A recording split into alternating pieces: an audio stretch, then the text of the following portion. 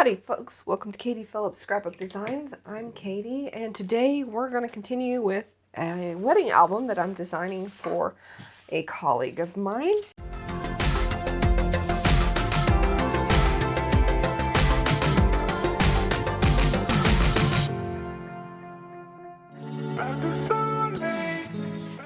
And for this album, we're using the Wedding Bliss collection by Echo Park, and I will leave links in the description box to previous videos down below, and the dimensions for the different mats I will leave in the lower thirds right here.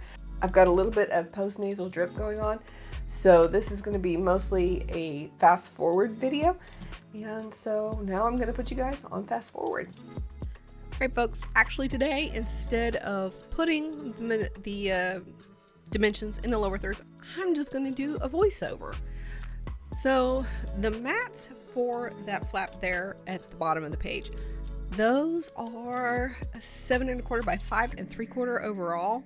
You could always do paper piecing. I'm going to go ahead and add a 3x4 to the front of this mat because the idea for this page is, so we had the vows and the wedding on the previous page.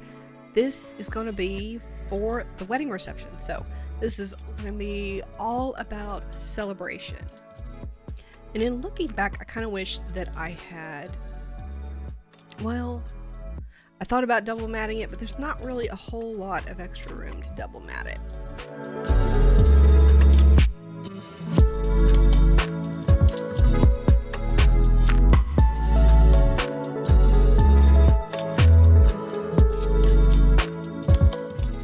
And this is just some cardstock from my stash. I was having problems with this cardstock tearing on me. I don't think, I might have had it tear a little bit this time as well.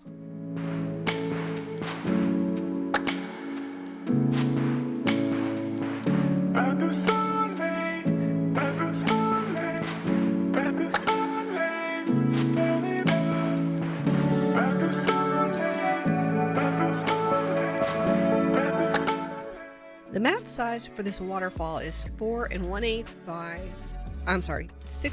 wide by 4 1/8 tall. So there's still plenty of room to put a 4x6 photo on top of the mat and have a little bit of the mat peeking out all around the edges.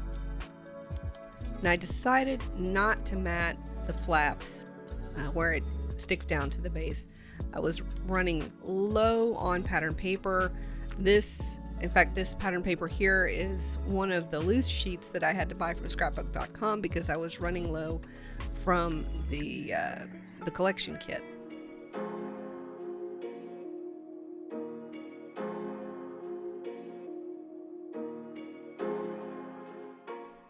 The mat for this band is 4x6. So the band itself is 4 1/4 by 6 1/2. So actually, I'm sorry, it's 4 by 6 1/4 instead of 4 by 6.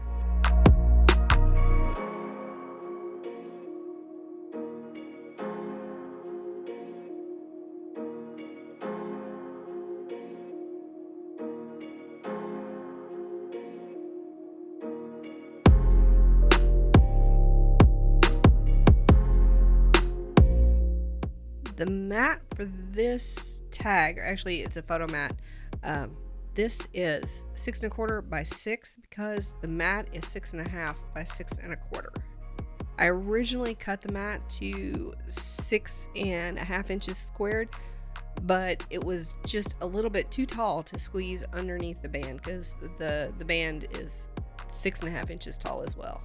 And if there had been any photographs or anything else on that mat, it just would have been impossible to get under there.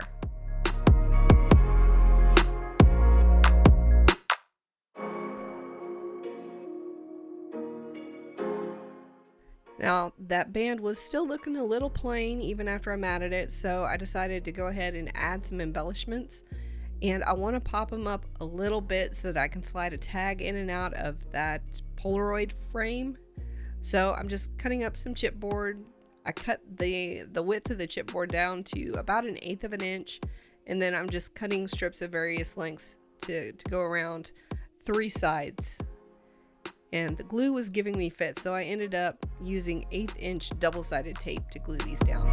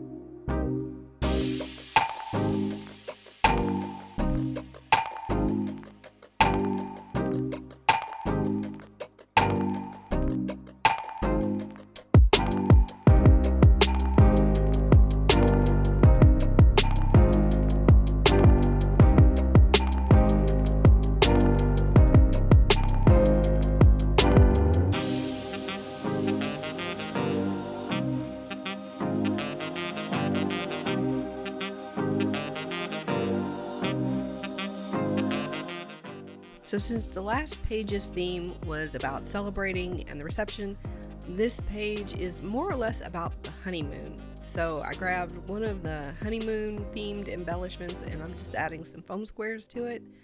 And I'm going to end up having to take some of those foam squares off. And in hindsight, I kind of wish that I had glued those foam squares on there because I'm not entirely sure that I can trust the Dollar Tree foam squares.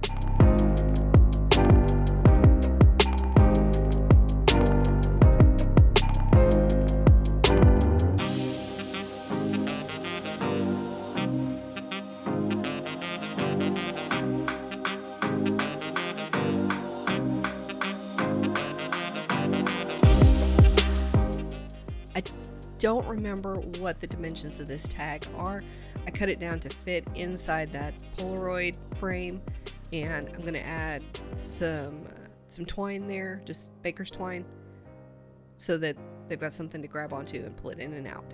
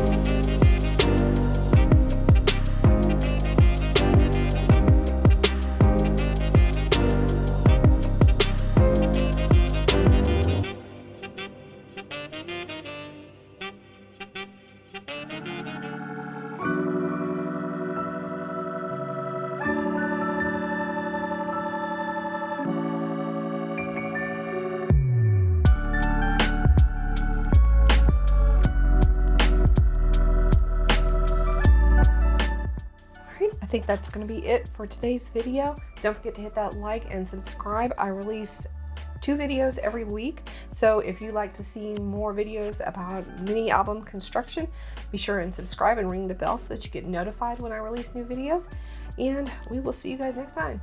Bye.